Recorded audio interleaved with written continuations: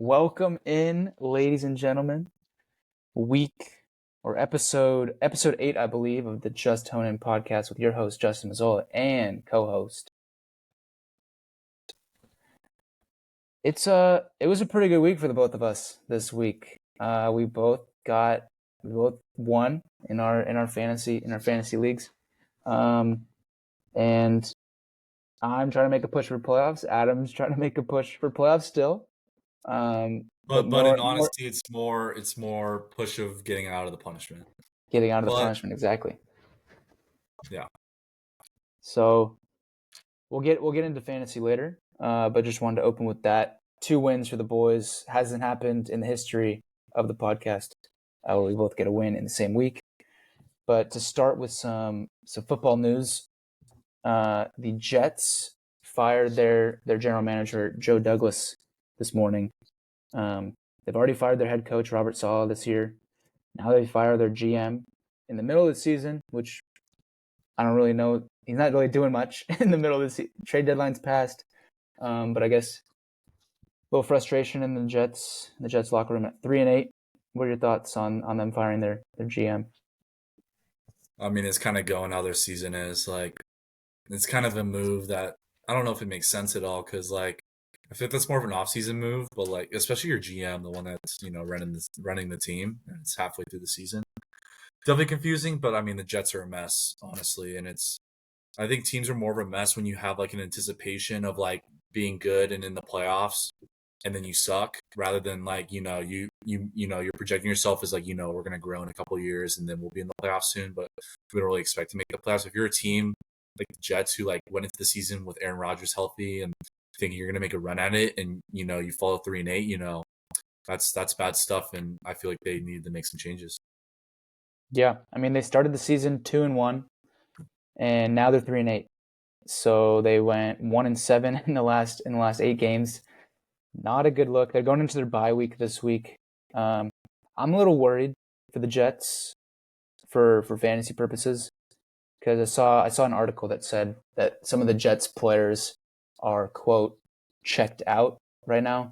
I mean, like you said, they had playoff aspirations, Super Bowl aspirations beginning of the season. They make the trade for Davante Adams. The season has not gone as planned, and so I fear that at this point they fire their GM, they fired their coach. Maybe there's reports that they don't want Aaron Rodgers back next season, which I don't blame him. He hasn't really done much for him. So in that case, you'd think maybe they're trying to go for a high draft pick because I mean their backup is Tyrod Taylor, so he's not going to be your franchise quarterback in a rebuild process. They still have a lot of talent on the roster, obviously. I'm just worried that they start resting players or tanking or whatever. I don't know. What Yeah, are your no, that thoughts on that? definitely helped me because trading Brees Hall off to you. I mean, I kind of had to do it, and like that's kind of it's kind of good for my side in fantasy because I don't have him on my team anymore, and he's falling apart. But like with being like owning him this season, like he was my first round pick, but like I think the Jets play like definitely affected like what he could have been. Because like he had a great season, like the end of last year, like a great season, and like the Jets weren't like that great at all. But then Yeah, like going into the season, like the Jets were projected to do really well, and then Brees Hall was doing really well when the team wasn't really good. So like you could see the projection, but he just didn't really hit that. So like when I had the opportunity to kind of dish him out, I'm like, you know what, like he's not really cutting it for me, and I'm not going to do anything with him, and got some pieces out of it, but fantasy wise, like I'm not, I wouldn't be excited owning any of these players, especially with what's going on with the Jets. yeah. It'll be interesting how it shakes out. Again, they're on a bye week this week, um, but he's coming off a 30-plus point performance. He's RB5 on the season in terms of He had a total good week last points. week. I think that definitely.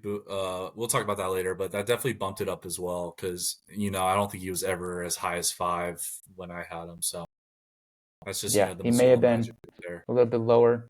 Um, so we'll see how that goes forward. The Jets have always been a mess in recent years. Um, if they get a high draft pick, what QBs will become available? Will they part with Aaron Rodgers? That's what's rumored. I guess it's for the new GM to figure out. Maybe they'll hire one of us. Maybe we could take over Yeah, fix hey, fix maybe these Jets. if you know the link to the application, send it our way. Maybe I Yeah, think co-GM would work really well. we'll clip Two brains. this segment.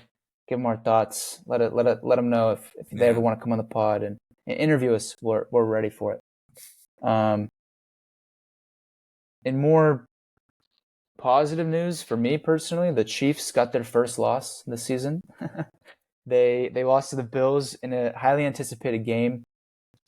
Two top teams in the AFC.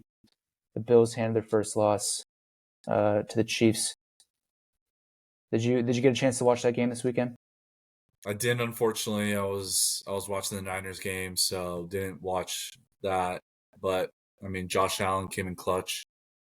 I mean, that's big time player right there, and he's kind of the savior for all NFL fans because very few wanted the Chiefs to stay undefeated, like Josh Vaughn. But everyone else wanted them to lose. They're pretty much shoved down our throats every time we watch a commercial while watching Yeah, NFL. It's T-Mobile everywhere. commercials go crazy.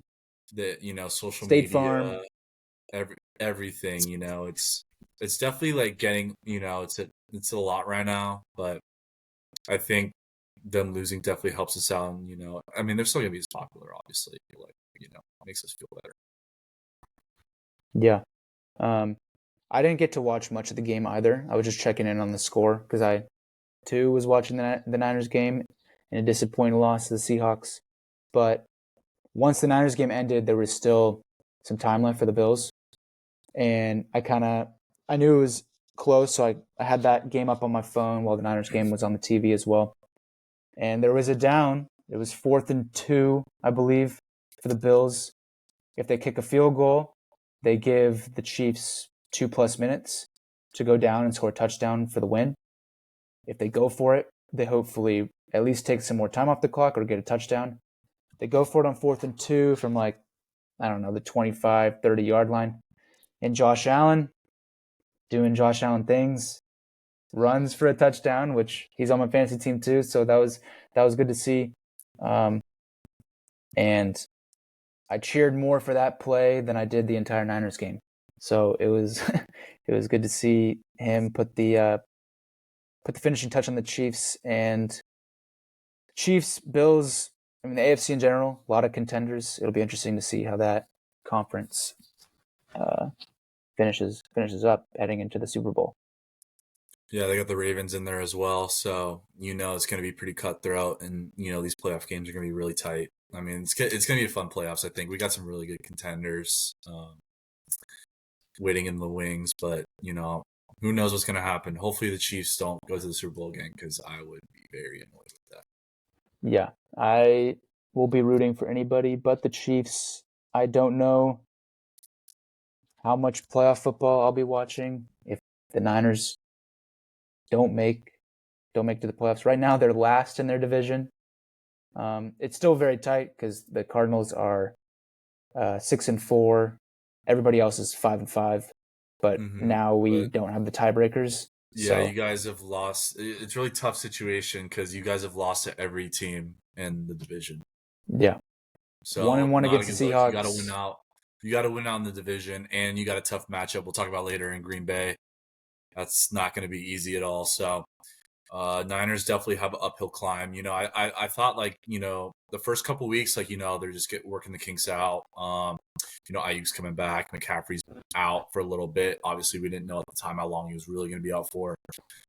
But I think right now for the Niners, I think this loss, I think you do have to hit the panic button. Like you got to win. You got to beat the Yeah, Packers, and you got to win out in the division if you even want a chance of winning the division. Because it's pretty dire right now for the Niners, unfortunately. yeah, I would agree. I think the offense is not as good as it was last year. It's still decent, but we stall out on drives a lot once we get into the opponent's territory. You get to settle for field goals, or we're not converting on the touchdowns like we did the past 2 years. Um, but the biggest thing I think is the pass rush for the Niners.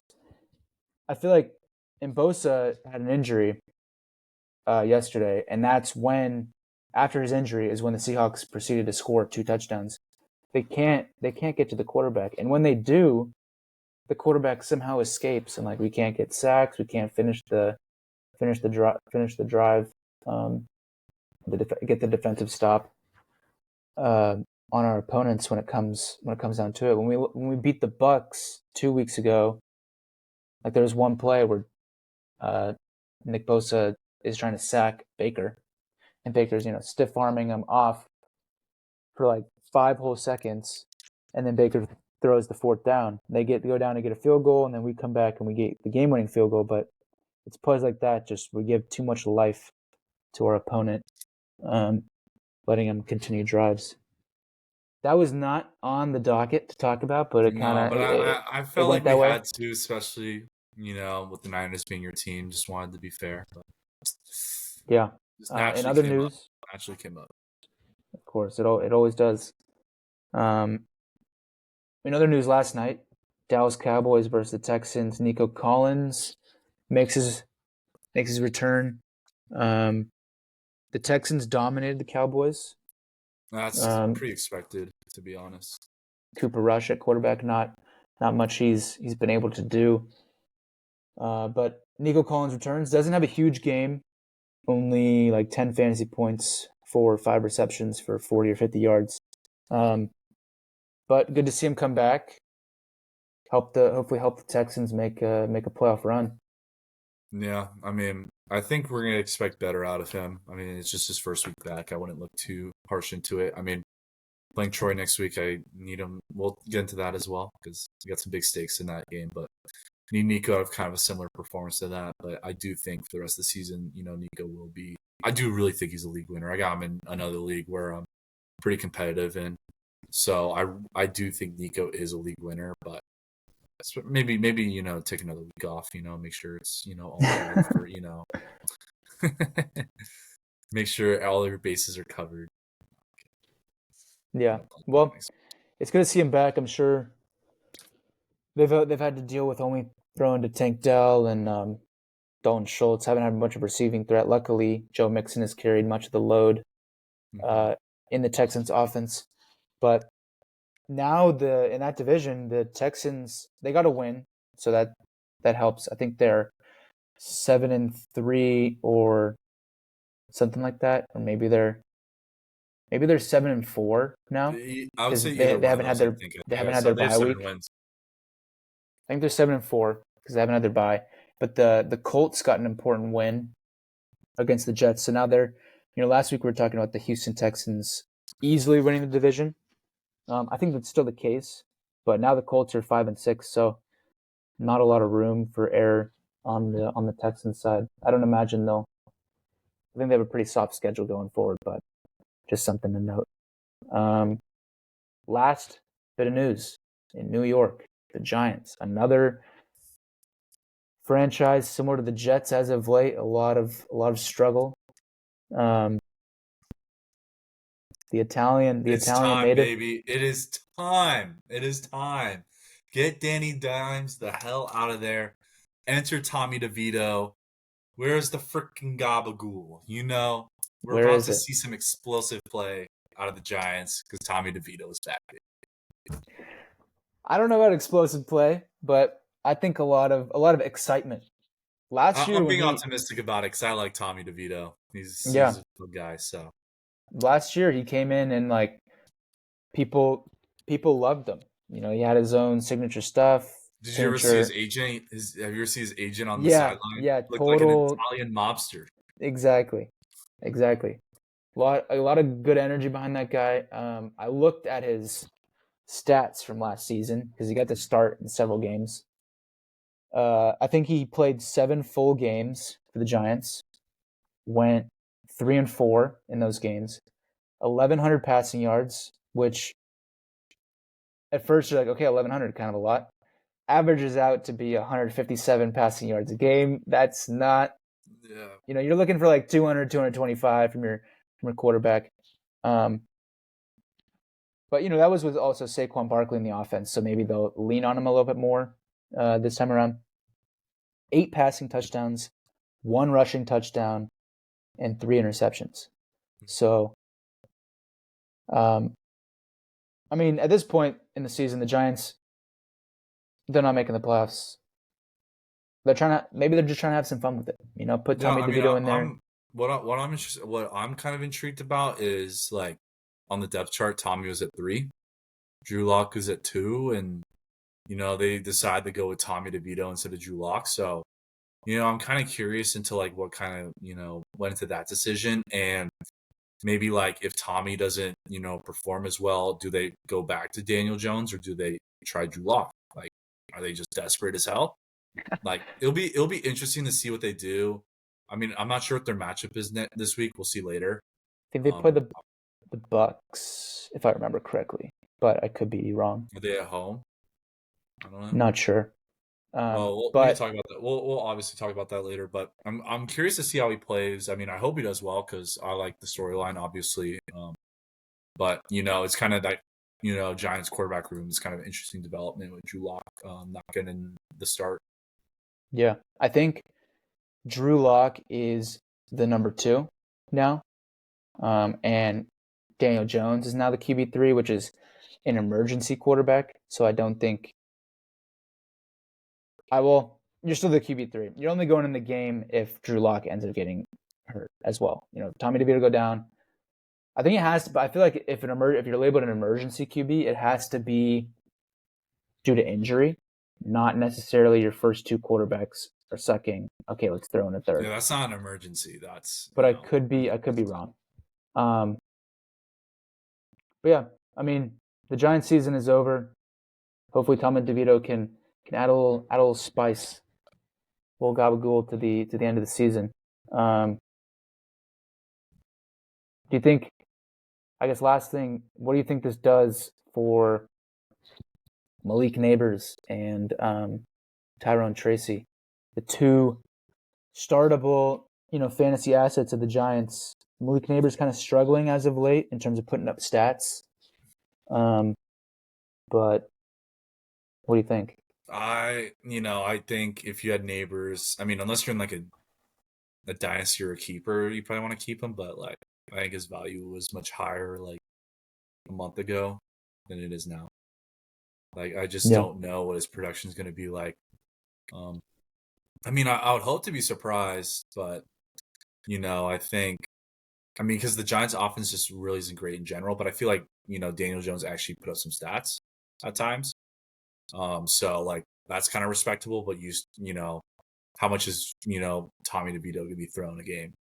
How many yards to be throwing a game? I mean, that just might mean more volume for Tyrone Tracy. But I mean, if you're not like I've mentioned this a couple on different podcasts we filmed, was like you got to establish your passing offense to like get the best out of your rushing offense.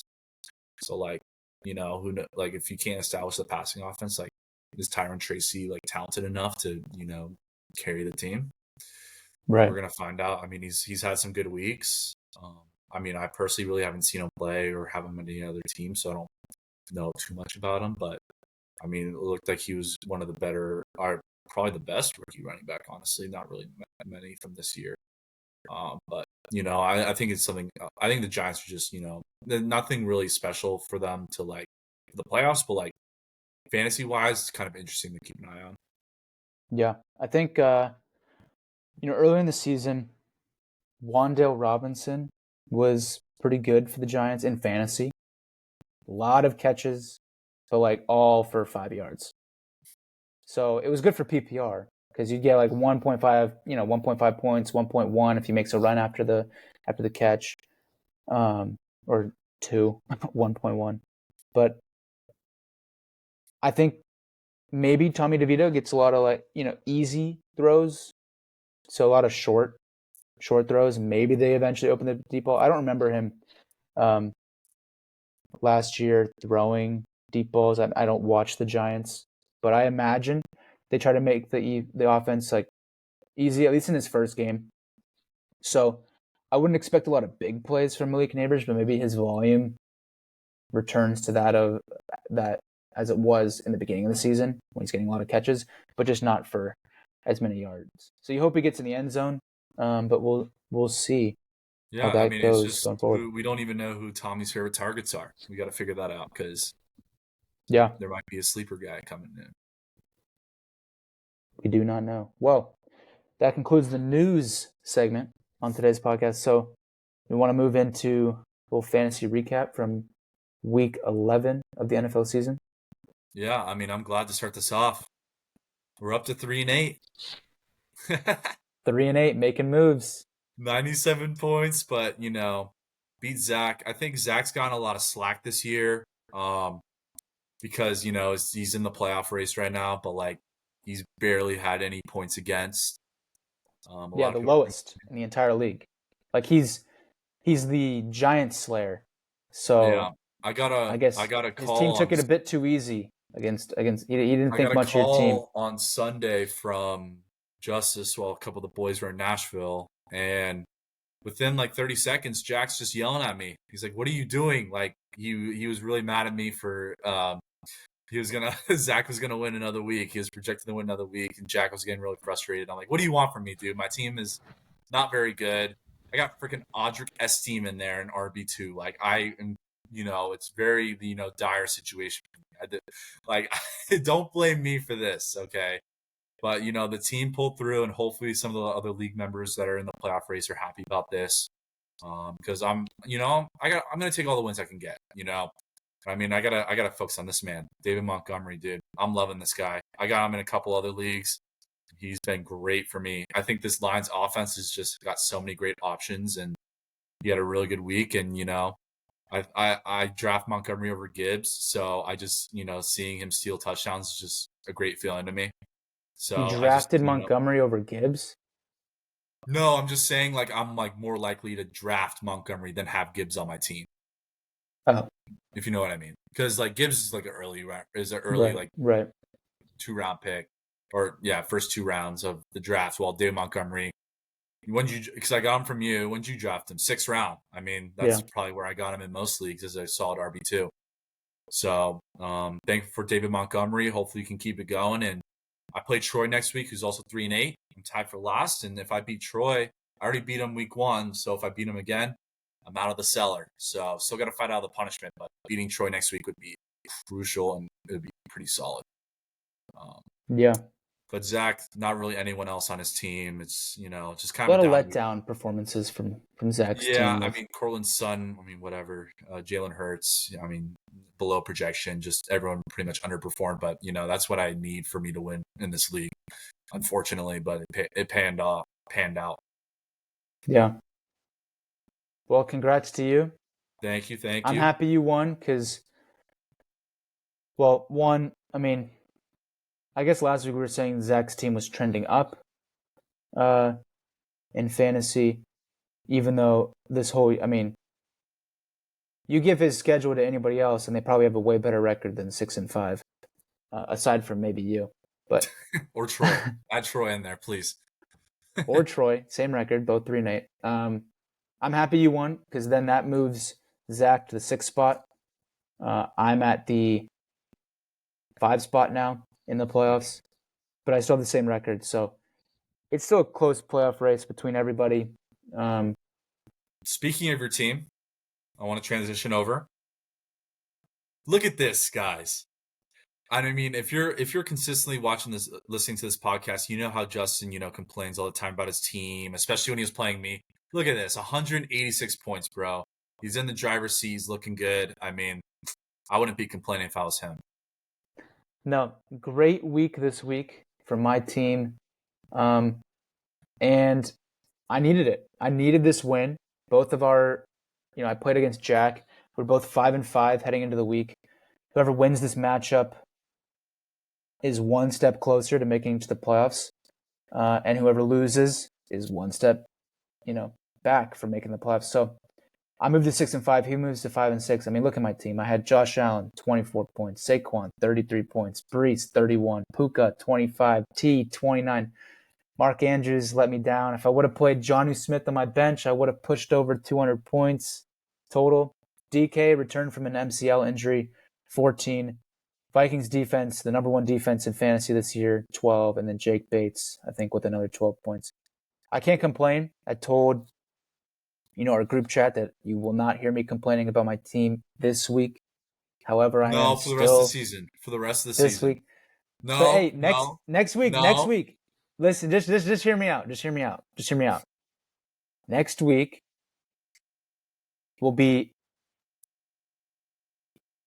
could be the last, like going into next week, could hopefully is the last week I ever complain about my roster. And the only way I would is because next week, by week 12 is crazy in Yeah. in fantasy this year. The Bills are on bye, so I will not have Josh Allen. The Bengals are on bye, no T. Higgins. The Jets are on bye, no Brees.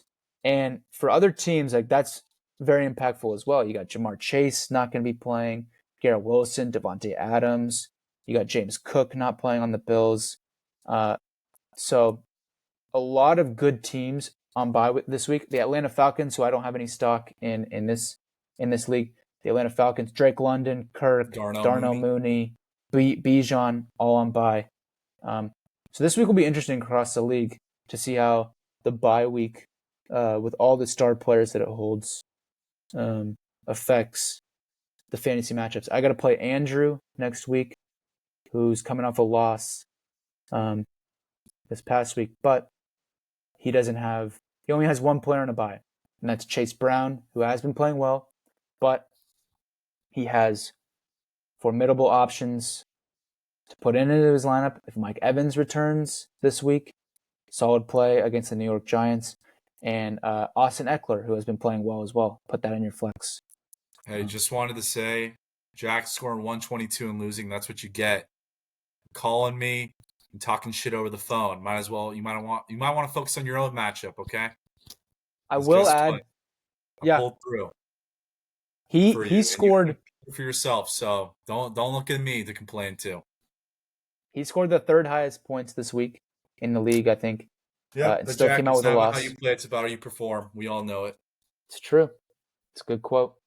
I had a chance to make a trade with Jack this last week. Both Jack and Justice. So as you can see on Jack's side of things, he played Cam Akers as his RB2 because he didn't have an RB2 slot. He did, however, play a solid flex option in Will Disley. Picked him up off of waivers last minute, put him in there, put up 18 points Come on, for you. bro. Got a Like, touchdown. I mean, who is this, right? That's a heck of a play. But Chuba Hubbard, who's been really good in fantasy this year, and we talked about this. We talked about this last podcast. I had the opportunity to trade him Jalen Warren and Najee Harris for Chuba Hubbard. I thought Chuba Hubbard could be better going forward. I don't know what Jonathan Brooks's role will look like on the Carolina Panthers. I mean, they just signed Chuba Hubbard to like a pretty big extension. I don't know if you saw Yeah, that. yeah. It was like for 4 years, and he's like a top 10 like paid running back in the league. So I feel like they would want to play him. That's just kind of something to note. Yeah. So I had the opportunity to do it, but I didn't want to because, as you can see, I didn't want to fill his RB2 slot. And then at the Mhm. time, he had his flex as Jawan Johnson. So then I'd be giving him a better player than that as well. I think in total it would have given him an additional. Well, in this case, it probably would have been pretty close to even. So I should have done it. Like I would have still won. Uh, and now I have to play Najee Harris this week, which I'm not too upset about, but I'd Yeah, rather it's better have than Audric Chuba Esteem Hubbard. and Roshan Johnson. So I would take That like, is that is true. I also had the option to trade with Justice. Is Justice the next matchup? no. Okay. Well, I can talk about it when we get to him then. But yeah, All right. All right. Lulu Lucky beats Patrick Verani. Um, I mean, the star of the show, Joe frickin' Mixon. Who would have thought? He has been legit. He has I been mean, yeah. Look at the quote stellar. on the video right there. Look at that. Joe Mixon is Derrick Henry without missing time this year. I mean, who would have thought? I mean, I mean, third round pick. I thought he'd be That's drafted good later, value. but that's really good value. I mean, third round. What a pick by At Lulu the Lucky. at the end of the third round too, close Yeah, to I the end. think he had Bijan, who was his first round, and that's. Oh, I mean, it was Fifth, mid. I guess Yeah, middle. it was near. It was early third actually, Okay. first half of the third. But I mean, good week from Lucas. Um, I mean, yeah, Joe Mixon really turned up and saved him the week. To be honest, I think Patrick would have Yeah, won he this. did. Yeah, that I He think that touchdown at the end of the game, the garbage time touchdown, because he had three exactly. touchdowns. The garbage It won him. garbage time It God won put him him the over the game edge. because you take away that 6 points, Yeah, um, and Patrick wins. Like Patrick took the lead late with that fumble recovered touchdown for the Texans, and then they proceeded to get like 2 sacks. That's an additional 2 points. So the Lucas either needed Dallas Cowboys to put up some points, which they couldn't do. I think they only scored 10, or he needed Joe Mixon to hopefully get another touchdown. It helped that they were up, so they were going to be running the ball. You'd assume, and he was able to get that third touchdown of his of the game and push Lucas over the edge to move to 7-4, and Patrick's 8-game win streak comes to a close. I mean, besides the Burrow and Chase stack, I mean, his team didn't show up, and I mean, I know he's first place and his team's looking really good, but I mean, if you're in the playoffs and you throw up a game like that, you may not win. You don't win the chip. It's all for nothing. So, Yeah, um, it'll only be 1 week at a time when you're in the playoffs.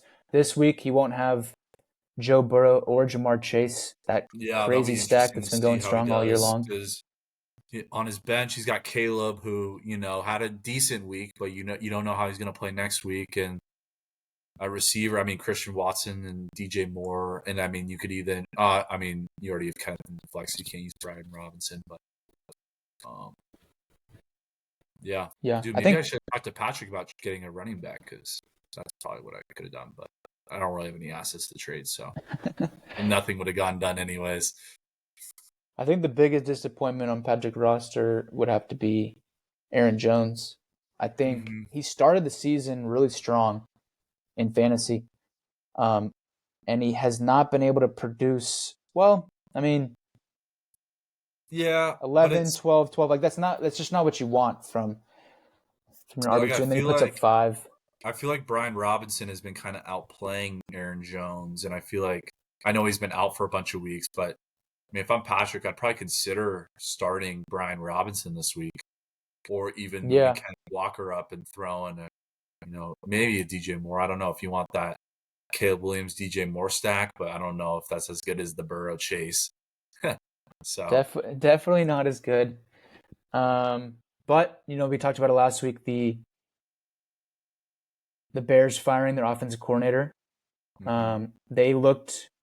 I didn't watch the game, but if you look at the stats, Caleb Williams having one of his better weeks in recent history, as well as DJ Moore. He put up 13.7 fantasy points.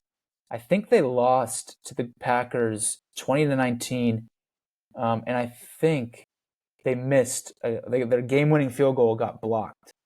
So could have been a strong return or a strong outing for the Bears, getting an impressive win over the Packers. Didn't end up being the case. I don't know who they play this week, but I mean, I assume he'll start Caleb Williams. I know Anthony Richardson is on the waiver wire, and he had a really good week after getting his starting rollback, 28 fantasy points, and he was accurate, at least from a completion percentage perspective. So good things from him. Maybe that's the move, right? It worked with Bryce Young earlier in the season. Will Levis took a few weeks off from just to heal from a shoulder injury. Came back. He's playing better ball with respect to supporting Calvin Ridley. So maybe that's the new strat. Give your rookie quarterback or young quarterback kind of a little a reset button. Yeah, I mean that's not a bad idea. I think the season's taxing and long, so you know I mean, obviously you want your quarterback to get used to playing a full 18 game or 17 game schedule, but I Right. mean, especially a quarterback that's young, who knows? Our next matchup, Ruben climbing out of the cellar with a a solid win over Andrew. Still in 10th behind Andrew, but solid week for him. Amon-Ra St. Brown is, with the Lions offense, the way it's going right now, he looks like a real league winner for sure. Yeah, I mean, what does that say? He's wide receiver 2 now. Yeah, behind Jamar after the 55. I mean, that's Amon-Ra's a great legit. spot to be in. I think he's on a streak now. If you go to his game log, I think he's got a touchdown in each of the last like 8 or 9 games. Since One, week 3, week 2 is his last game without a touchdown. So yeah, I mean things are looking good. The Detroit Lions are crazy. They've already had their bye week, so you have them for the rest of the season. Um, they're looking good. Jawan Jennings, the only bright spot in the Niners right now. Um, I mean, he's looking good. I mean, I know Kittle was out, so I mean that's Jennings definitely had a lot of his target share, but I mean, I think he's still relevant with Ayuk out. He's just, Jawan's just a really big target, and I mean, he seems like he's Brock's go-to guy on third down. yeah, they call it third and Jawan. Um, I feel like every long third down, every sometimes short third down, they always throw to him. In those clutch moments, it didn't. He's had 2 really big games this year. Um, this one he has 25 points. He had I think like a 50-point outing. Wasn't he on your team? Didn't you have him or no? I did, I know, dude. And you Don't. dropped him. Well, Um, dude, he was injured, and there's a bye, and he was getting to that spot where he wasn't, getting the targets at all. yeah, So I don't know, dude. I he had mean, like, 46 I points. definitely dropped him around like between week 5 and week 9. Yeah, Because I mean, look at this. It was definitely going downhill, and he was gonna be out for a while. So I decided to drop him. I don't remember why or how, but at the time it must have made sense. But definitely wish I would have him on my team right now. But I can't really think like that. But speaking about another Brock Bowers is legit, man. As a rookie tight end, like, tight end 1, dude, he's probably the and he's best and rookie he's had tight his end in bye week. NFL history. I I wish I would have drafted him in our a little fantasy redraft thing we did last week. Yeah, I mean that would have been a great pick. And I mean Trey McBride's still a good option, but I mean Brock, dude. I mean Brock's solid, 13 dude. receptions. Like this Raiders team, like isn't the 16 greatest, and the fact targets. that he's able to perform like this is insane. Like he can easily be a number. Like once the Raiders gets good, I think like if the Raiders were somehow a playoff team at some point later down the line, I think Brock Bowers could still be a number one option on like that playoff team. Yeah. I mean, he was great at Georgia, the Georgia Bulldogs, and he was a high draft pick this year. I think he was picked number 10 overall, something like that. He's He's also from NorCal. He's from NorCal. He's from he went to Napa High, I'm pretty sure. oh yeah. Yeah, so Well, kind of from the rooting area a little rooting for bit. him then. Yeah. Good week from Ruben. Much needed win. I thought last week I had picked Andrew Young to go 4-0 the rest of the season. Maybe I had a little GG curse on Maybe you there should have thrown his picked me to way. go 4-0 instead. Well, hey, I picked you to go. No, that's bad. Because if I would have picked you to go 4-0, that means you would have lost, right? But I picked you to go 0-4, and you won. So you think that So since you put me at 0-4, I'm gonna go 4-0? hey, you got a chance. You got a chance to make history. I mean, Um, I play Troy, so there's definitely a chance. there's definitely a chance. And Andrew's team's not bad. Like look at his team. He's got solid players. But Kareem Hunt and Travis Kelce in a game. I mean, I guess it wasn't super high scoring for the Chiefs, only 21 points. But in a highly anticipated game against the Chiefs, you'd think they'd put up more points. Only a combined 8.8 fantasy points for the two of them. Disappointing outing for Travis Kelce, someone who's been. I mean, look at his last three games prior. No, I mean the targets. I don't know, like if they just if Buffalo just shut him down. Yeah, There's Mahomes is just not throwing him the ball at all compared to. I mean, dude, he's had like 50 targets, 40 targets. My bad. In the last 3 games, and then only 4 in Week 11. Like, it's not looking good. But I yeah, think an interesting development is with Isaiah Pacheco coming back. Where does kind of Kareem Hunt stand? I mean, we don't really know like I don't really have a good idea of like where Pacheco is health wise. Like, is he gonna get like a big like snap share like McCaffrey did right away, or are they gonna kind of ease him in and do a split backfield? But I mean, I think either way, I don't think Kareem Hunt is playable at this point now with Pacheco taking snaps. So Andrew's got to figure out who that RB2 is going to be to fill in the spot. He's got some options though. yeah. Well, Pacheco was activated off of IR, so like able to practice starting last week. Or like they opened his practice window. I think he might be Yeah. still be on IR. Open his practice window. That means you have 21 days to be activated onto the roster. Um, didn't play last week. I feel like he won't play this week as well. I feel like it's going to be towards the end of that 21-day window that he'll be activated. So either right after that like third game, because that's what happened with TJ Hawkinson. Like he missed 3 games, but then was activated right after the game. So it was like kind of weird of when you activate the player, what day that falls on. Um, so I feel like Pacheco sits out at least this week, maybe next week, just because the Chiefs, they're 9-1.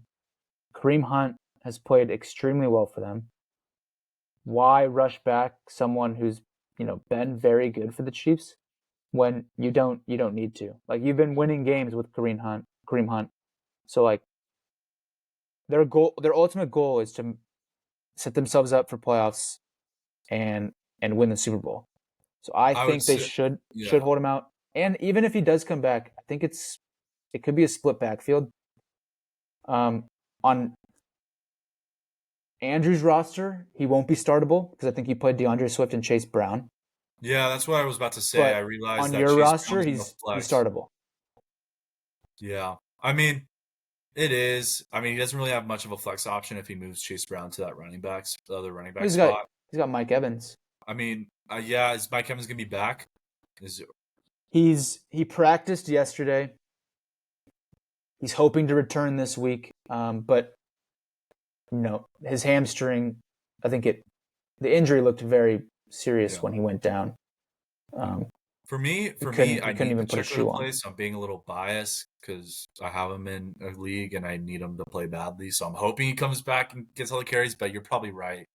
It's probably a bit more realistic that either A he sits out or B there's a split backfield this week. Yeah, I mean, look, like if you look at Kareem Hunt's usage, I don't know about this last week, but I mean, it's about the same. like look at this SF through Tampa, 22 carries, 21 carries, Yeah, 27. You know, he's he had 27 carries against New Orleans. They've been working him. And the 2 games against Denver and Buffalo were close matchups, so maybe they're throwing the ball more to Patrick Mahomes. It'll be interesting to see when Pacheco comes back what happens. But that's enough about the Chiefs. yeah. We can Our move on to next the next. matchup, Jason edges it out against Justice. Um, I mean, Jason's team just, I mean, played solid. I mean, no one that really stood out. I mean, I think one guy that we want to talk about that's been kind of, under the radar this year has been Lad McConkey as a rookie. Top 20 receiver in the league. It's really been a big focal point for Justin Herbert and the Chargers offense. And I mean, one of the better weeks last week with 6 catches, 123 yards. What do you think about Yeah, Lad? I think he's very good, and he's been very good for the Chargers going into the fantasy season. Um, ESPN was predicting that or projecting that the Chargers offense would not be pass heavy. They had Jim Harbaugh as the new coach. They have Gus Edwards and J.K. Dobbins as their running backs. Um, they have a good offensive line. They're just gonna pound the ball. They want to pound the ball. They have the Ravens' former offensive coordinator. They're just going to run. They're just going to run the ball, run the ball. Justin Herbert's fantasy outlook was very low. All the wide receivers' outlook was pretty low.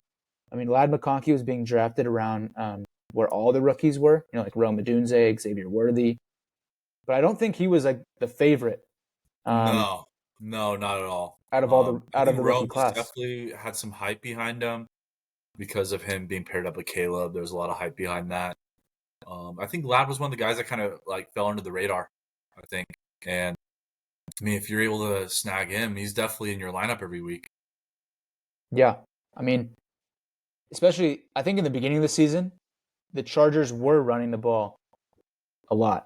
Yeah, no, I had Dobbins, and Dobbins was huge for me, and I was able to kind of just flip him when the time was right to get Zay. But I feel like it's kind of regressed a little bit.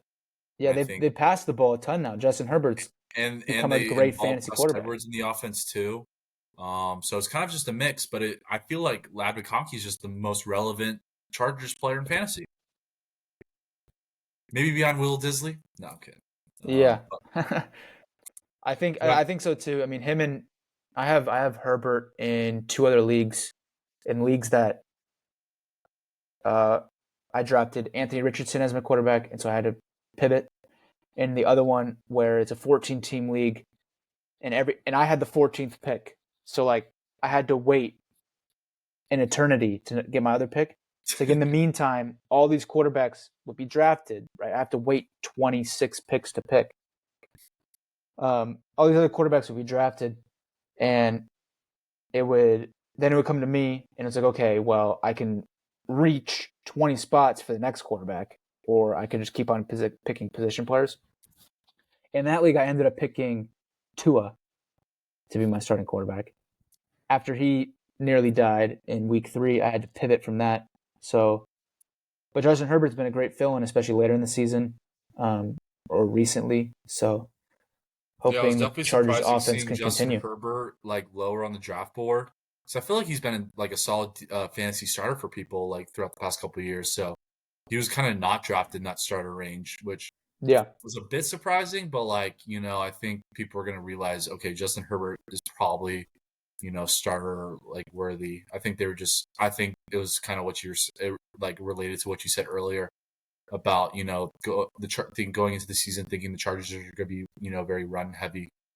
That's probably why Herbert's stock was pretty low in fantasy, but he's proving that he's startable and he's a solid quarterback option. yeah. And on Justice's side, he had to go in this week without an RB2 as well, same as Jack. Had to start Ezekiel Elliott as your RB2. Tough look. Tough. Um, Kyle Pitts not performing well. CeeDee But Lamb having a good week. Jared Goff, Jared Goff having a great week, 30, almost 35 fantasy points. I expected more from Nick Chubb against the New Orleans Saints. Only 5 fantasy points. I think the biggest thing, we talked about this earlier or before hopping on and recording the podcast, Brandon Aubrey, he had a 64-yard field goal attempt. He made it. This guy is insane. He made this. That's 6 points. And if you look at the score, the game was decided by 3.5. You put that in, Justice wins with having basically no running backs this week and a tight end that puts up a point. But the play, the Texans hit the head of the long snapper, like tapped him on the head, which you're not allowed to do. So the Dallas Cowboys got an automatic first down and then proceeded to drive down the field. It was 3rd and 18 from like a ways away. So you think if they don't get anything there, they're going to get like a 40-yard field goal, which would still be enough points to win Justice this week. Instead, they complete a 16-yard pass to CeeDee Lamb, sets them up at 3rd and 2 near like the 10-yard line of the Texans, or 4th and 2. And that at that point, the 3 points wouldn't have helped Justice, so that doesn't matter. But the Cowboys go for it on 4th down. They don't convert. So they had the 3 points from a nice 64-yard field goal, come down, end up with 0, and not not a good look for Justice's team, but I mean, still dude, 7-4, so can't feel if too bad if for him. if if that field goal would have counted, these records would be flipped. Justice would be 8-3 and Jason would be 7-4. I mean, that just shows you, how crucial one play can be. Yeah, and I don't know what the points for situation is. I'm assuming Lucas has Justice beat because Yeah, Justice is fourth. in fourth. But either way, you put Justice at 8-3. Now he has the second seed with that first round bye that a lot of people are try to go for. So now Jason has it, and it's a big advantage. Mm-hmm. For sure, that bye is huge. Our last matchup, Vaughn takes out Troy, who's kind of my level. But I mean, Vaughn had a pretty good week. Everyone played well. But one thing that we want to point out is he started Mike Gesicki at the tight end, dropped a goose egg, but he forgot about the golden boy, Taysom Hill, with 41 and a half. Man, 3 total that's touchdowns, crazy dude. stuff. Huh? 3 rushing touchdowns for Wild. Taysom Hill. 8 receptions, 50 yards on 10 targets. And then 7 carries on 138 yards, 3 touchdowns. Holy. Yeah, As a click tight end, into that's illegal. Huh? if I know, yeah, 41 points, crazy. He's missed 4 games this season, and not really only in 2 games done something. Atlanta 14, Carolina 16. This is how bad the tight end position has been. If you scroll up, he's tight end 12. And in our league, Yeah. that's a starting tight end. Every day of the week or every week, tight end 12. So pretty impressive from this guy. He's like Yep. 34, 36, or he's something like No, that, he's and he's not that doing old, I this. don't think. But I was actually doing research on this where I found this website called StatMuse, and it's basically like a Google search for stats. So you could be like oldest tight ends in the league, and it give you like the list of like all the tight ends by age.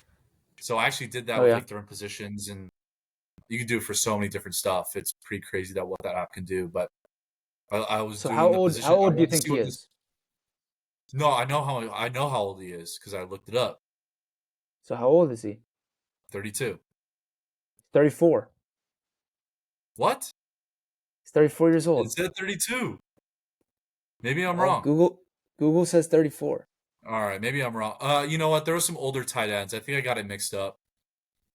They did say the Yeah, oldest the he's oldest the receiver in man's the league. 34 and he's doing this, dude. I Yeah, mean, oldest receiver in the league is 34, Adam Thielen, and everyone else is 32 and younger. So I know that at least. But Taysom Hill, proven that age is just a number. And yeah, this is he usually has like one game a season where he does this. yeah. No, this is the week. I was And thinking he about goes into his streaming him. bye. I was thinking about streaming him in a league because I needed tight end this week, but obviously week 12 Same. bye, kind of a bummer for sure. Um, but it is what it is. But speaking on Troy's team, I mean, poop, bro. It's we're in the kind of same situation. He has some better upside though with McCaffrey and Kamara, I'd say, and Nico Collins, but not really anyone else. But I mean, I think whoever breaks 100 is gonna win this week.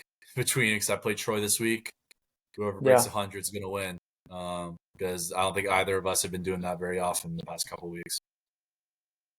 yeah. Troy's got some good players on his team with McCaffrey, Kamara, Nico.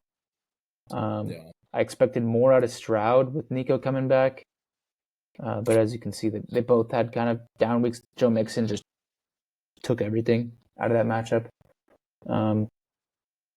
Big matchup this week between the two. I'll be rooting for you. I'll be rooting for you Thank this you. week. Thank you. Much Let it appreciated. be known. Let it Um, be known. Thank you. Thank you. But yep, that's it for the fantasy recap. So, big week in fantasy. 3 weeks left in the regular season for fantasy purposes. Then into playoffs. People trying to avoid punishment. People trying to get in the playoffs. We'll see what happens, and we'll keep you guys updated. Last week when we had Lucas on the podcast, Lulu Lemon is his team name. Lulu Lucky, as we like to call him. Should be the team name, to be honest. I think he needs to embrace it. He should.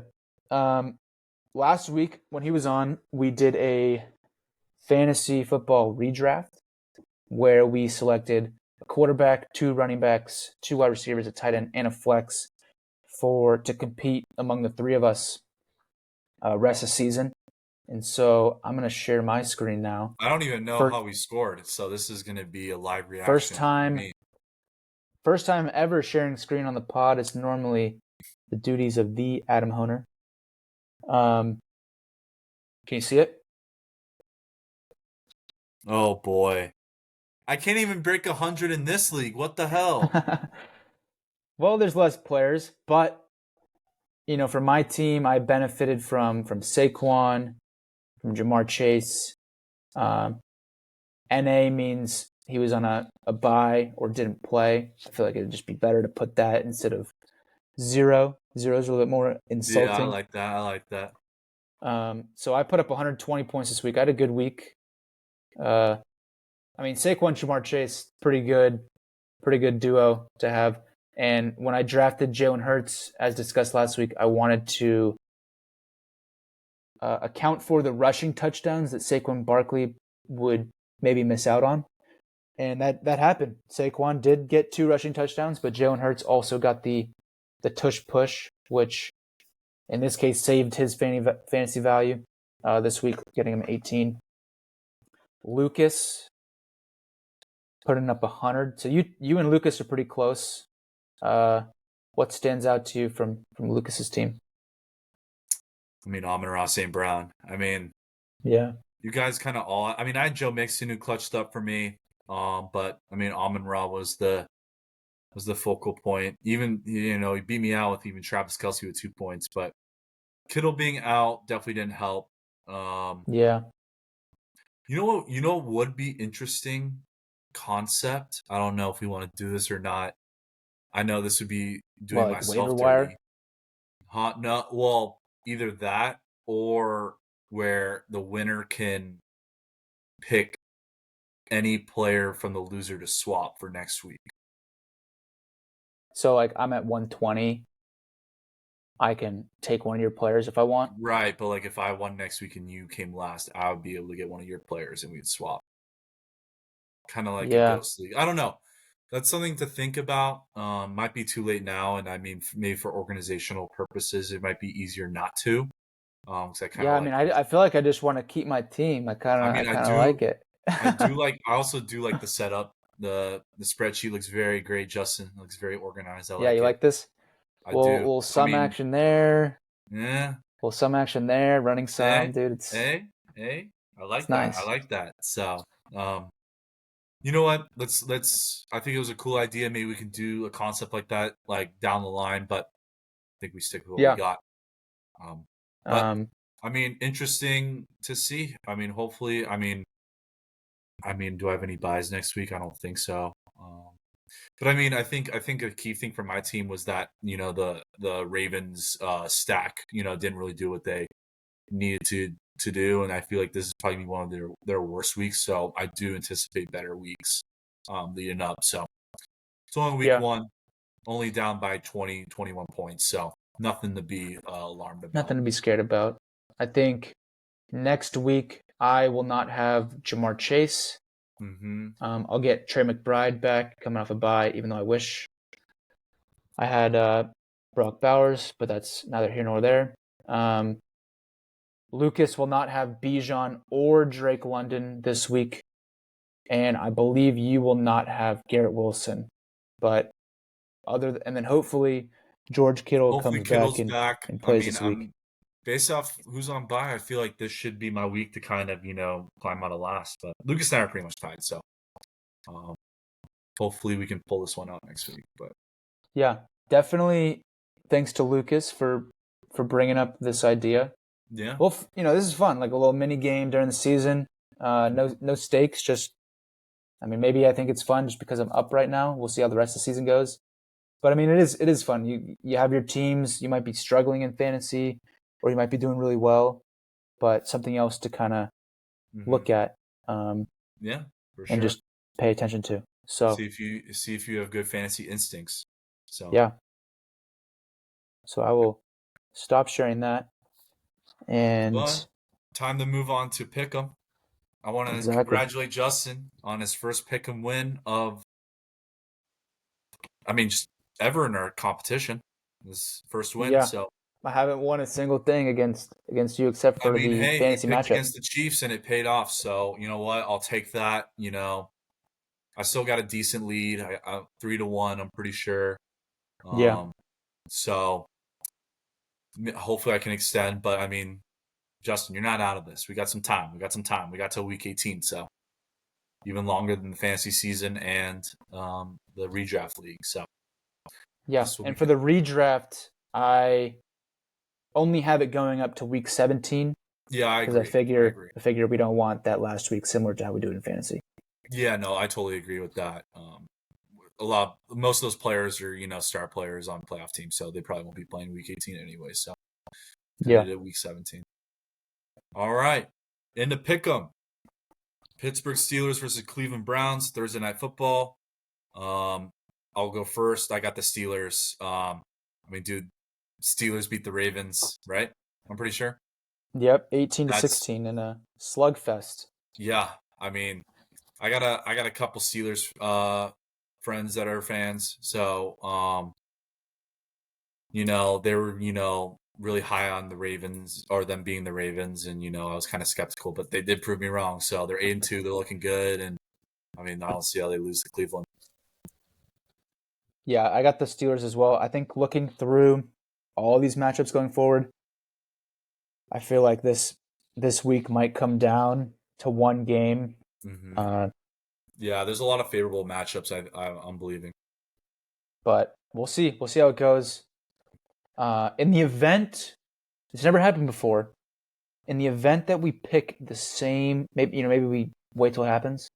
Um, if we pick the same picks all the way through, Yeah, what should the what would we do in the event of that? we should do a tiebreaker where, um, since you, I mean, it could even be more of a tiebreaker too, because I like the tiebreaker that's on the app is like the points combined, but I Points. don't really like that. Yeah. Um, and I was thinking like, oh, you would like pick a like you would like since you won, you go first and you pick like your high confidence pick, and I wouldn't be able to pick that, and then like what it could be is like you have your high confidence pick, like maybe like whatever team. So let's say like this is just random. This is just random. Like your high Yeah. confidence picks the Niners, and mine's the Steelers, and then like whoever had like the higher point differential wins. Okay. And then since like I would give you, so if we like all had the same picks for the week, you would be like, okay, be like Justin, you won last week. Who's your high confidence pick? And you just kind of have to pick who you think will have the highest, biggest differential. Maybe. What do you think Okay. about that? Yeah. I thought that's good. And then say they both lose, it's whoever loses by the least amount of points. Right. Right. Okay. Exactly. So there's definitely a way, but chances are if it's a high confidence pick, they're probably not going to lose. Probably not Yeah. both. Maybe one, but Yeah. not both. So Well, I Justin, think I already said this, but did you make your Thursday night football pick? yeah, I got the Steelers in this one. They should win handily. All right. I'll let you answer this one as well. Vikings Bears. I'm gonna go with the Vikings. I think the Vikings are still a solid team, good defense. I know the Bears. I mean, they only put up 19 points this week, but I feel like they could be trending upwards with that new regime under the new offense coordinator, just like having a reset. But I got the Vikings in this one. Yeah, I mean with the new regime, maybe if the Bears had like a more favorable matchup, but Vikings are just gonna be too much for them. I got Minnesota. All right. Detroit versus Indianapolis. I'm riding Detroit, man. Detroit's probably the best team in the league right now, man. Like no other team's putting up points like they are. Got to go with Detroit. Talk about a confidence pick. This matchup's a lot more favorable in terms of the betting lines. Last week we saw the Detroit Lions have a minus 1,000 odds to beat the Jacksonville Jaguars. In this one, they're only favored at minus 360 odds, but I got the Detroit Lions as well, and high confidence in this pick. Hey, if we to keep the same, who knows? The Lions might be your confidence pick. Who knows? I'm not saying that'd be mine, but I think it might be up there for either of us. Yeah, Um, all right, New England versus Miami. You're up. So what's your pick? I got the Miami Dolphins in this one. I want to go with the Patriots because I have to start Drake May this week in our fantasy league with Josh Allen on bye. But Miami Dolphins, I think, are they're going to be facing a rookie quarterback. They have a solid offense, so I think the Miami Dolphins win this game. Yeah, I got Miami. I mean, I think they're coming back. They kind of had like a lull when Tua's out, but I mean, Tua's coming back, and I think their play is starting to revamp. I got them over the Patriots. I think Patriots are so. I mean, they're 3-5, but they're sneaky good, man. They can sneak in and win some games, but I do think Miami, with being at home, definitely helps. Miami's going to win this one. Yeah, Tampa Bay versus Tommy DeVito and the Giants. I would love to pick Tommy, but I got to ride with Tampa Bay Buccaneers. We don't even know what to expect with the Giants, and their new offensive look. I just don't. I there's no way I could pick them right now unless I know what they're going to look like. So I got Tampa Bay here. yeah. I got Tampa Bay as well. The the Buccaneers have had a really tough schedule this year thus far, and going forward, I think they have a really easy schedule. They play New York this week, Carolina. I think they might even play Las Vegas. Uh, 3 weeks out from now. I think, and they've had close games. Like they've had no Chris Godwin or Mike Evans for the past few weeks. They took the Chiefs to overtime. They almost beat the Niners. Um, they almost beat the Ravens with Chris Godwin and Mike Evans. Mike Evans going out early in the game, and Chris Godwin getting injured at the very end of the game. But the Bucks are pretty good. Baker's playing really well, really good football. They might get Mike Evans back this week. You don't know. So, but regardless, I think the Tampa Bay Buccaneers should win this game. Another divisional matchup. We got Dallas versus Washington. I think I got a feeling which way you're going to go. Yeah, this is an easy pick. I got Washington. Um, Kind of struggling in the last few games offensively, not putting up the amount of points that they did early in the season. But Dallas Cowboys, they're not going to be doing much either. So Washington, still a good team at 7-4. Um, I think they win this game at home too.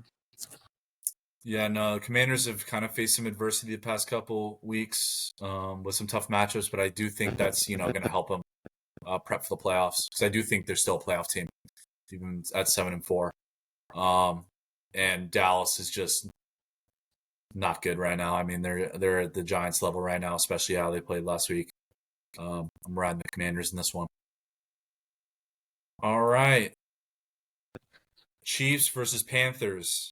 I know the Chiefs. I was picking them every week because they were winning. And I was going to kind of get away from them once they lost a game. But, I mean, this is the matchup where I can't go away with them. They're playing the Panthers. Got to ride with Kansas City, unfortunately, but they should be winning this one pretty handily. Yeah, I got the Kansas City Chiefs as well. Um, I hope the Panthers win. That'd be pretty cool. But Yeah, I would I love think that, I, you know? I think the Chiefs win this game. Uh, the Panthers have one of the worst defenses in the league, so the Chiefs shouldn't have a problem against them. All right. Tennessee versus Houston. Justin.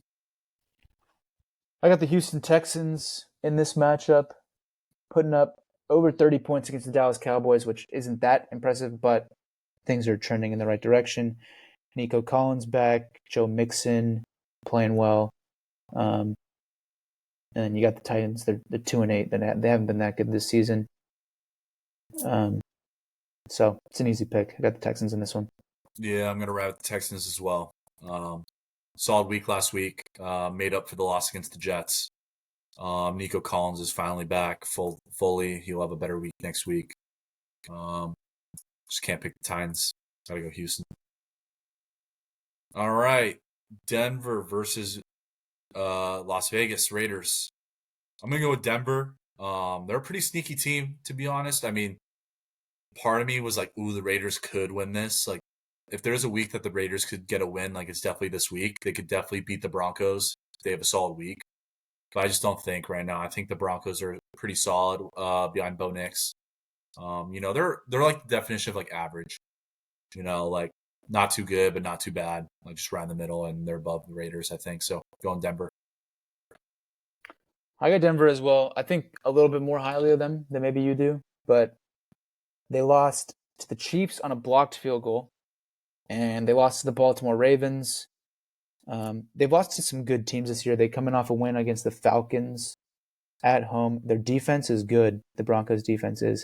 Um, so I think the Broncos win this game in Las Vegas, but I don't really think Vegas fans are all that crazy. Like it's not that. I feel like Vegas is a very diverse fan base. It's like whoever's in town, they like all of a sudden all the fans show up. Um, I got the Broncos in this one. Bo Nix is cooking, so hope it continues. Justin, I know which way you're gonna go with this. So This is the matchup that I think we could differ on, but like I said, I mean the Niners are basically falling apart. They're not gonna. I don't think they'll have Nick Bosa this week, so they won't have any pass rush. But I will never pick against them. I don't care if they throw out Josh Dobbs, take out Debo, no George Kittle, no Juwan Jennings. So it's kind of my you don't have a team that you necessarily are all in on, like I am with the Niners. So it could be your advantage rest of the season. I got the Niners though in this one. I hope they can turn things around against the Packers in Green yeah, Bay too. That's gonna be tough. I hope they can pull it out. I'm going with I'm. We do not have the same pick. I'm going with the Granite Bay Packers. The Granite Bay Packers. Look at their logo. Well, yeah, but I just wanted to make sure you were saying No, it that right. was on purpose. That was on Okay. purpose. Green Bay Packers. No, Green Bay. every time. So we get a lot of merch from when we played basketball at Granite Bay High School, Yeah, and so we have that G on that like one black zip up hoodie. yeah. Um, and every time I'm walking around in SLO or even in San Francisco, if I'm wearing that, I haven't been wearing it much here, but like in SLO freshman year, I was wearing it, and anytime I wear anything related, and we have multiple stuff with that G logo. So anything I wear, anything like that, I always get comments like people will be walking past me like Packers suck. I'm like, hey, didn't ask, but I'm not a Packers fan. It's just the high school I went to, and we have the same logo. Um, so it's just a little funny tidbit there, but we Yeah, differ, so we don't have to worry about a tiebreaker right but now, I'll at tell least. you. I'll tell you why I'm going with the Packers. I think the Niners are just in a really tough spot right now, and the Packers are in a good position right now.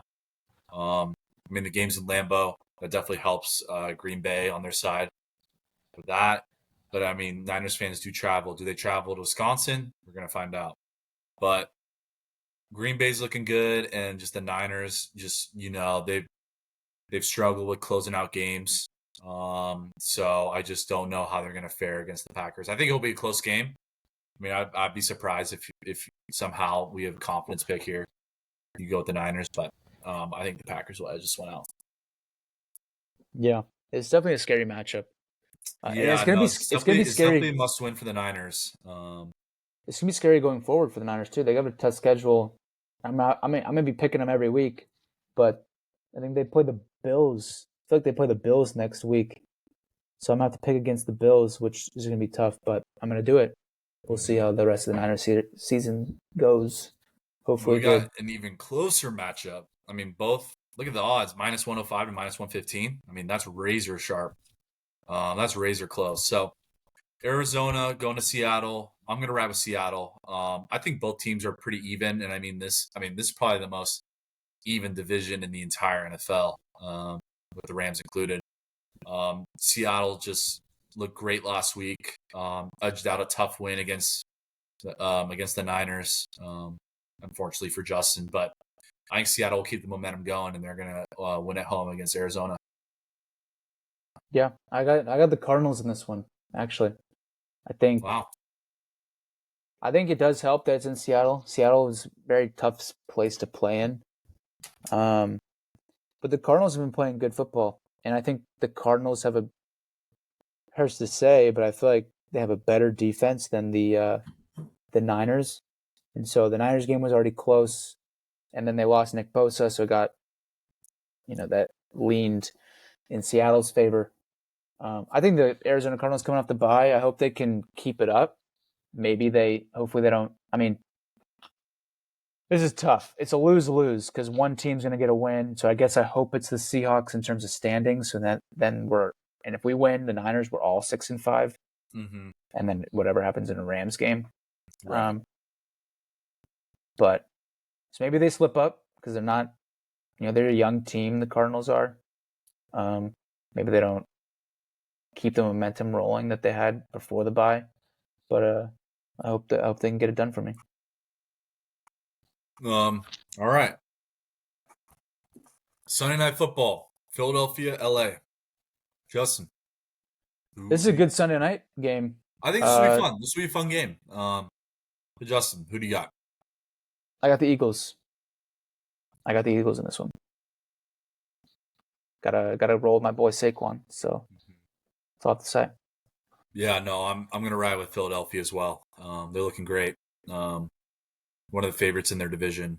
I mean, LA's been solid, but I think there's overmatched. And we got Monday Night Football. Ravens Chargers, another great matchup. Um, I've been kind of like I didn't, I'm kind of higher on the Chargers now than I was like a month ago. They look really good.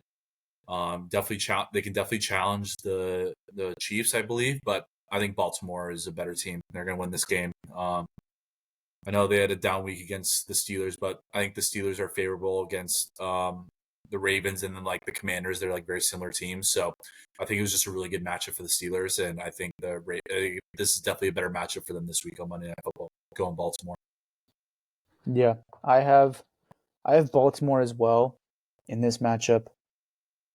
The two brothers face off in the head coach for the Ravens, John Harbaugh, and the head coach for the Chargers, Jim Harbaugh.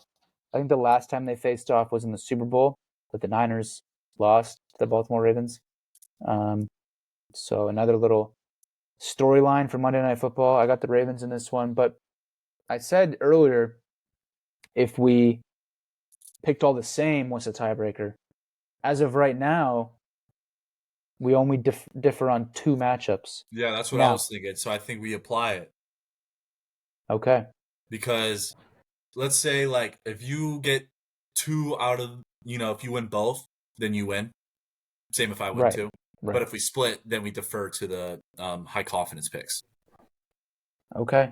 So Um, Justin, as the winner last week, who is your high confidence pick? Do you want me to scroll through so you can get a glance, or do you already have an idea of where you want to go? I have it on my phone. I think.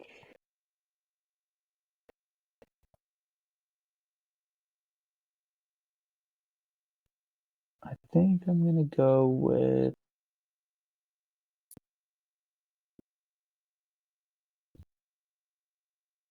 I mean,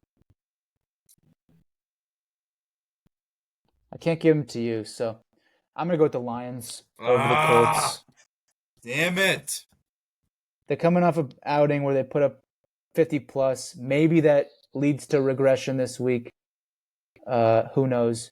But the Colts just gave up 28 points to the Jets. So if they give up 28 points to the Jets, an offense that's been struggling, I'm hoping that the Detroit Lions can put up a Oh, lot more than that. And the Lions have a better defense than the Jets. So I mean, there is a chance though that the Colts offense could go off because it'll be like a there very high is. scoring game. There So, is. but I mean, if the Lions are able to shut down the Colts, I mean, I feel like you got this matchup. But for me, with what's left, um, I got to ride with Washington. That was I that I was my second pick. I So I, I was tempted to go with the Chiefs, but I just can't root for the Chiefs that much. So I'm gonna ride with Washington at home against this really struggling Cowboys team. So Hopefully the I think that's a Commanders good have pick. a big win on Sunday. Yeah, well that wraps up Pick'em. I think that was Um, fun, and I think that's something we're gonna apply. We're gonna apply it more to every week. I think that's a bit more fun. Hopefully, you guys enjoyed that part as well. I mean, yeah, we can even give our high confidence picks, regardless if we don't, every week. yeah, we If can that's something each pick that's one, interesting. kind of rotate off of.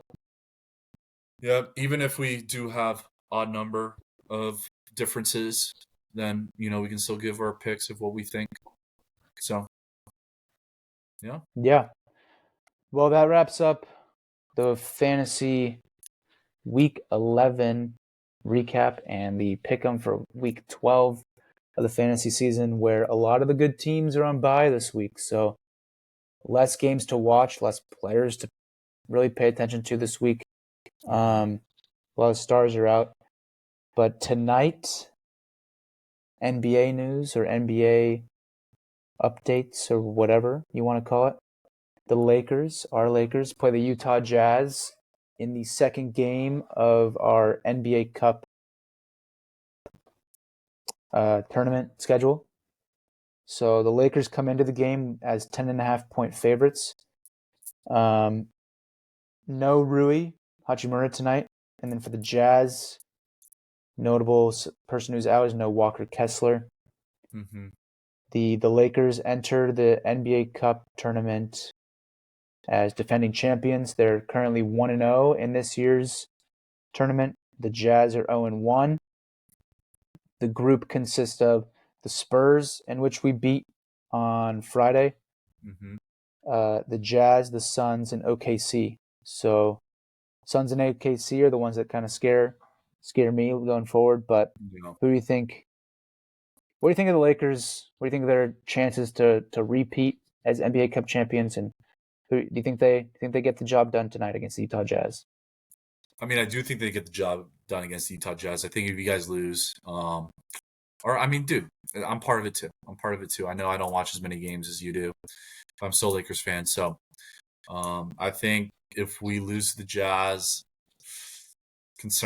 definitely concerned. I mean, if we lose to the Jazz, we're not making it out of the group Yeah, stage.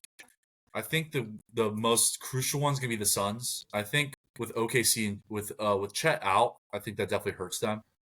I'm not really sure how they've played without him since, but they definitely run like a smaller lineup. And if they don't have Hartenstein or Holmgren when we play them, then Davis is going to run all over them if he's healthy. So I mean, I like that matchup as well. But the Suns definitely be a tough matchup with like KD and Booker and all those guys. I mean, they got a solid squad. So should be being the Jazz. And I mean, you never know. I mean, there's a lot of good teams this year. So I mean, chances are they probably won't, but want to be optimistic about it, obviously.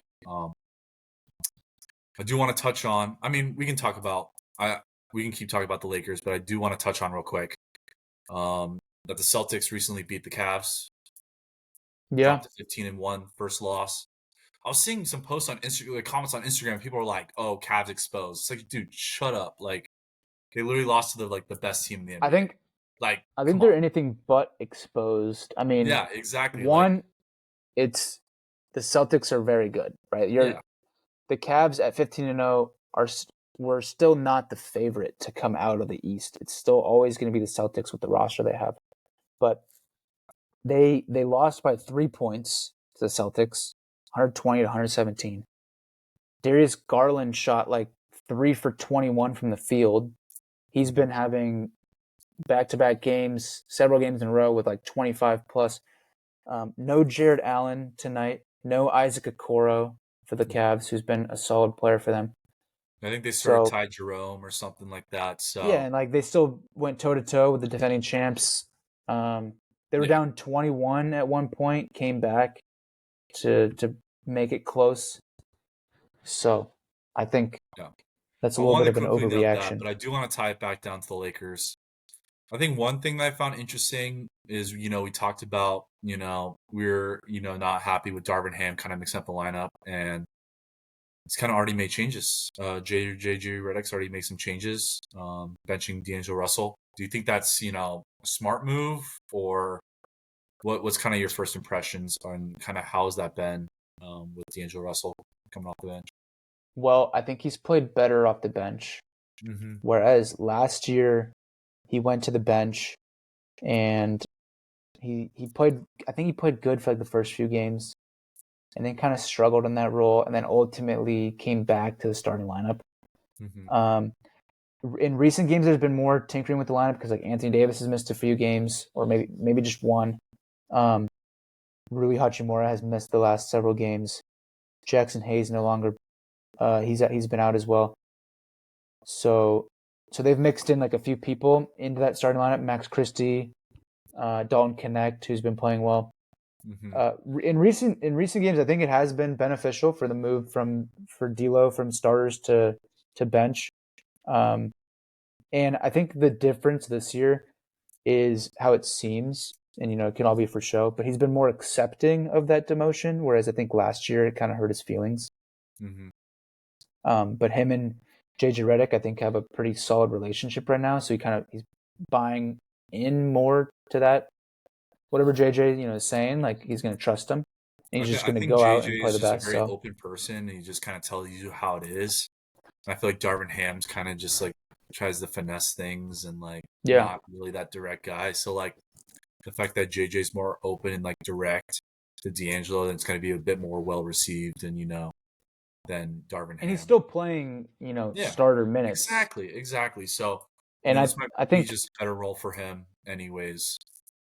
yeah, and he's a ball dominant player. He loves the pick and roll. Mm-hmm. And then when you have him in the starting lineup, you have him with Austin Reeves, who's very ball dominant now. Bron's ball LeBron. dominant, and then Anthony Davis is ball dominant, but he plays the pick and roll. So you have him with D'Lo. It works either way.